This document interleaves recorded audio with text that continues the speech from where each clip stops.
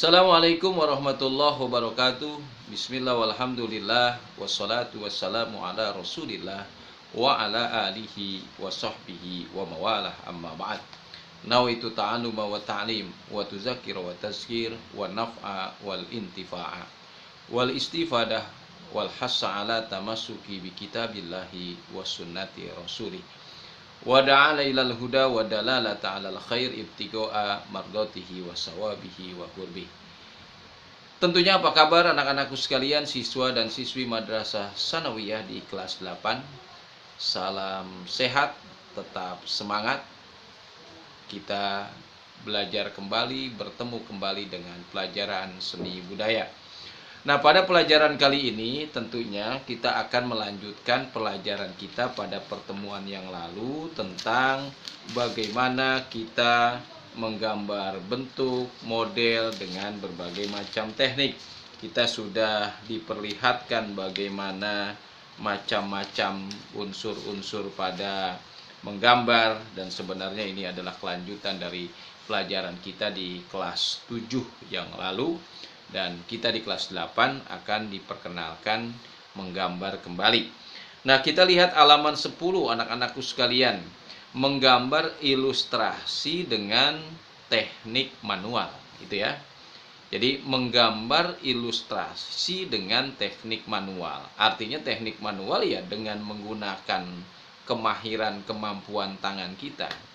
Kalau menggunakan dengan digital, ya kita mempergunakan teknologi, misalnya komputer, kemudian alatnya printer, dan itu lebih mudah karena memang digital itu butuh kemampuan dan menghasilkan sesuatu karya yang sangat bagus. Tapi manual itu tentunya dibutuhkan latihan, kemampuan, bakat dan minat yang terus-menerus kita asah sedemikian rupa. Nah, sebelum kita bahas lebih lanjut, kita akan bahas dulu tentang pengertian ilustrasi itu sendiri.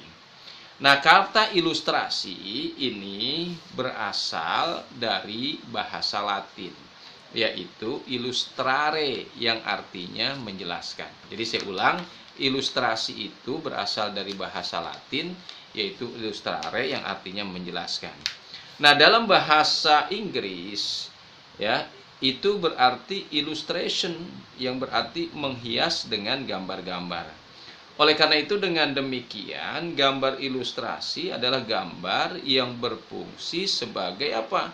Sebagai penghiasan serta membantu menjelaskan suatu teks, ya, atau kalimat atau naskah dan lain-lain. Misalnya pada buku, pada majalah, pada iklan, ya, kalian suka lihat di buku-buku pelajaran itu ada gambar-gambar, atau pada iklan-iklan ada gambar-gambar, misalnya pada bentangan banner itu juga ada gambar. Nah, atau naskah-naskah misalnya yang ada yang kita lihat, ya, misalnya buku komik, buku cerita dan lain sebagainya. Dan itulah yang dimaksud dengan gambar ilustrasi, gambar yang menjelaskan tentang apa? Tentang suatu cerita atau menjelaskan suatu iklan atau majalah dan lain sebagainya. Jadi kesimpulannya, gambar ilustrasi adalah gambar yang terbentang untuk memperjelas sebuah menjelaskan sebuah kalimat. Nah, dasar-dasar pembuatan gambar ilustrasi ini, pertama, penguasaan teknik dan pembuatannya. Kenapa harus ada penguasaan teknik dan pembuatan? Sebab tampilan gambar yang menarik ini sangat ditentukan oleh keahlian pembuatnya. Oleh karena itu, kalau kita pengen ahli dalam membuat gambar ilustrasi, ya harus mengasah supaya apa? Mengasah diri kita, kemampuan diri kita menghasilkan gambar yang bagus. Jangan kita mau menggambar misalnya sapi, kemudian jadinya jerapah, gitu ya. Jadi tidak sesuai dengan keinginan apa yang dibuat. Makanya itu dibutuhkan keahlian pembuatnya. Objek ilustrasi ini dibuat dengan apa? Penguasaan menggambar bentuk atau model yang baik dan menarik. Prinsipnya ini merupakan hubungan antara pembuat gambar dengan apa yang dibuatnya. Kemudian pesan yang tercantum di dalamnya. Jadi dalam ilustrasi harus ada pesan yang tercantum dari gambar yang dibuat. Gambar ilustrasi ditampilkan relevan sesuai atau situasi sesuai dengan satu kesatuan dengan isi cerita gitu ya.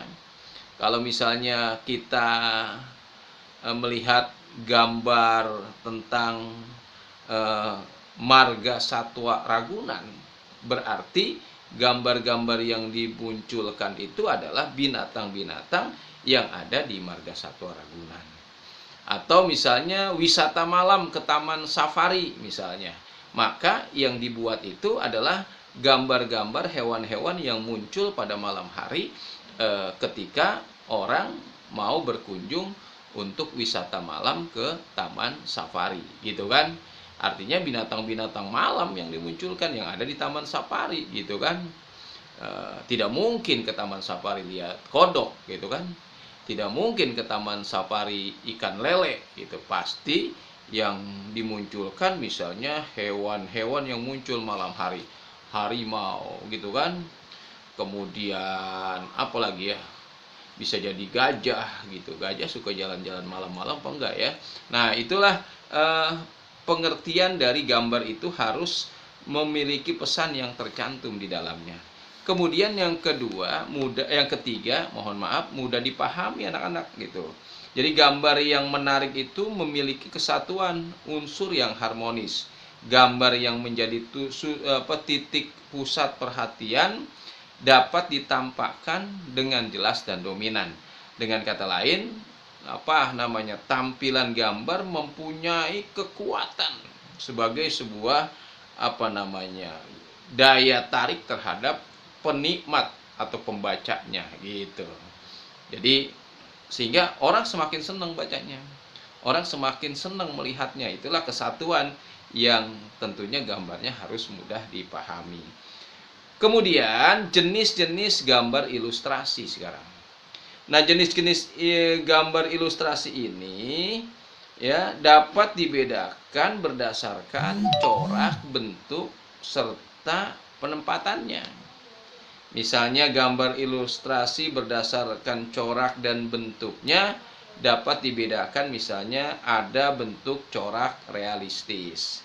Ya, mana adalah gambar atau lukisan yang dibuat menyerupai wujud aslinya, itu realistis. Kemudian bisa juga dibuat gambar corak dekoratif, adalah pengubahan corak dalam bentuk yang tidak meninggalkan ciri khas dari karakternya. Kemudian ada corak karikaturis. Ya, corak karikaturis ini adalah yang memiliki gambar ditonjolkan pada sebagian bentuk objek yang digambar, tapi masih terdapat karakter aslinya. Jadi gambarnya gambar karikatur gitu ya. Nah, kemudian jenis gambar berdasarkan penempatannya, ada menjadi gambar ilustrasi cerita, misalnya buku-buku komik ya enggak, atau fabel, atau majalah, atau surat kabar, atau tabloid. Nah, itu ilustrasi cerita. Atau ilustrasi komik atau cerita bergambar. Kamu pernah lihat majalah Bobo ya? Atau misalnya koran, di dalam koran Pos Kota misalnya ada Ali Oncom, ada Petruk dan lain sebagainya gitu ya. Kemudian ada ilustrasi rubrik. Kalau ilustrasi rubrik itu adalah gambar penghias suatu ruangan khusus atau kolom pada media cetak. Ya. Kemudian ada ilustrasi sampul atau cover buku. Ya. Misalnya di buku yang kita pegang ini Seni Budaya, itu ada gambar misalnya seniman sedang memainkan gamelan ya, menggunakan gamelan Jawa. Nah, itu adalah ilustrasi yang menjadi cover buku. Kemudian ada juga ilustrasi misalnya karikatur dan kartun ya. Kemudian ada ilustrasi periklanan. Jadi jenisnya banyak dan macamnya dari gambar-gambar yang dibuat ya. Nah, prosedur menggambar ilustrasi ini, langkah-langkahnya pertama harus ada ide dan gagasan. Ya, ide dulu dimunculkan.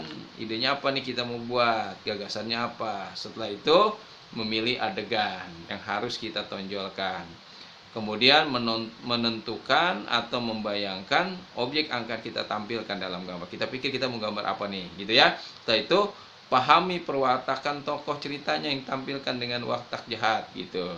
Misalnya watak jahat kita gambar monyet, bagaimana kita munculkan keserakahan monyet sebagai binatang yang culas, atau kepolosan misalnya binatang gajah, atau kecerdikan binatang kancil.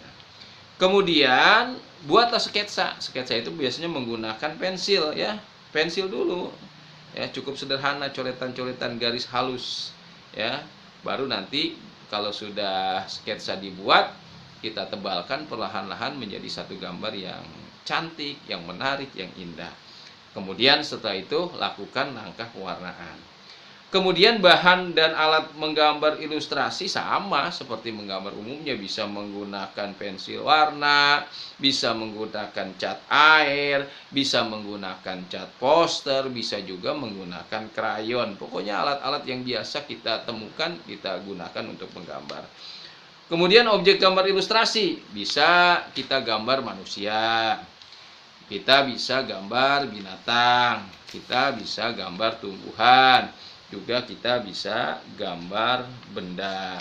Nah, itu adalah langkah-langkah ketika menggambar. Nah, untuk menggambar manusia, tumbuhan, gambar benda, kita latih sedemikian rupa. Sekarang di era teknologi banyak sekali tayangan-tayangan yang mudah untuk kita mengikuti, memperkuat karakter daripada gambar itu sendiri, sehingga kita terlatih untuk bisa menggunakan warna-warna dan pensil-pensil sedemikian rupa.